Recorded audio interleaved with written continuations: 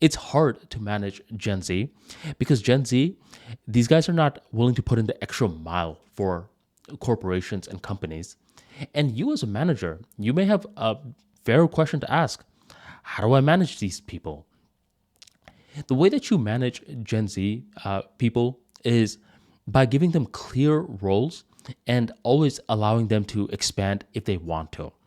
When they start off, uh, one thing that a lot of companies have is a very poor onboarding process where they it's a person's first ever day within this company, and the manager is completely as lost as the new employee. The manager's like, "Oh, you're my new worker?" And the new employee, you have to understand their perspective.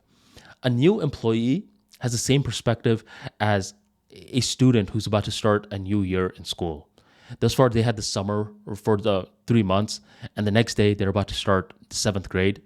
Their mind is flooded with thoughts of, I wonder what seventh grade is going to be like. You know what I'm talking about? You can't even sleep. You're just waiting for the alarm to go off. That's what a new employee is like. So they're expecting once they come into the company, they are going to be greeted with clarity. They're expecting their manager is going to be introducing themselves. They're going to say, "Hey, how's it going?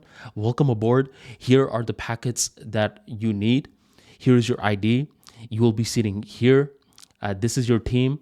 You'll be doing X, Y, and Z work. For the next couple of days, you'll be following me around." They're expecting that sort of clarity. But what a lot of these new workers get nowadays is a clueless manager who's like, "Well, no one told me that you're under my team. All right, whatever. Just pick up a box and just set up anywhere." New workers like, "What the heck?" This happened in one of my companies, a Fortune 500 company. My first day, the manager had no clue that I was getting hired.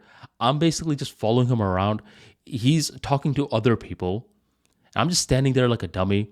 He's not introducing me to anyone. And eventually he's like, just set up somewhere, which is a very general command when you're in somewhere new. I don't know where to set up. I mean, where do I get the cables from? Where do I get the seat from? If I set up here and I commit 35 minutes to setting up, is someone going to say, "Hey, no, Jim sits there"? I mean, give me some clarity, dude. And for the first week, this guy would barely talk to me. And different people would come ask me, "Hey, are you new? Wait, who do you work for?" I tell them, and he's like, "Oh man, that guy, he's busy, super busy." I didn't like that. I found that super irritating. And this is when every now and then there's this one worker who sees how lost you are and they take you under their wing. For me, it was this lady named Melissa, who I will get to shortly. Gen Z, they don't like that sort of confusion. No one likes that sort of confusion, but Gen Z, they take it more personal. They think, oh, okay, you don't view me as important to have a solid onboarding process for me. I'll remember this. So you, as a manager of Gen Z, of anyone actually, make sure you have a clear onboarding process. Hey, this is your team. This is where you're going to be sitting, and this is what you're going to be doing. These 3 steps will already put you ahead of a lot of other managers. Now, from there, it's all about giving a clear role of what this guy is supposed to be doing.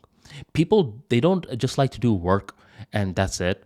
They like work with context. So if you tell them, "Look, you're doing these charts, okay? Do these charts. Let me know if you have any questions." Within 3 days of them knowing the charts, they don't have any questions. You see a bored look on their face. That's when you say, "Follow me. Today, I'm going to teach you what these charts are for. I just wanted you to get some practical experience doing these charts. Now I want to explain what the business is like and how your charts plug into the entire business." You're giving them context. Now they are appreciating the work they are doing more. Rather than thinking in individual nodes, they're beginning to think in links. They understand how what they're doing is connected to the person that they're sitting next to. Rather than viewing the people that they're sitting next to as this foreign entity, now they see this invisible connection. Now, from there, what you want to do once you see this employee easily figuring out the charts is that you want to understand that human beings get bored easily. Okay?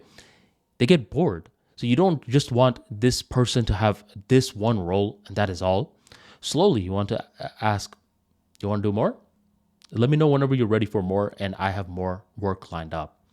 And at this stage, a lot of the Gen Z people, they're just like, I just got hired for this role. That's all I want to do. Other people will say, sign me up. And that's when you want to compartmentalize between the two groups. One group, they just want to treat work like work. Let them have their moment. Okay? And the other group, they want to treat work like a career and they want to build up and have work for them. The problem that a lot of these managers have is that they try to confuse the two groups, where the very ambitious people, they have no extra work for them.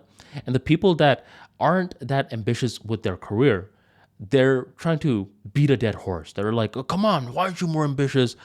Come on. It's just a big waste of time. So compartmentalize correctly. I believe to lead Gen Z, I'll just give you a summary of what I said. You need to be able to have a clear onboarding process, give them work with context, and then you want to compartmentalize correctly. Is this a Gen Z worker that just wants to work? Then just give them the work within the role that they were hired for and call it a day.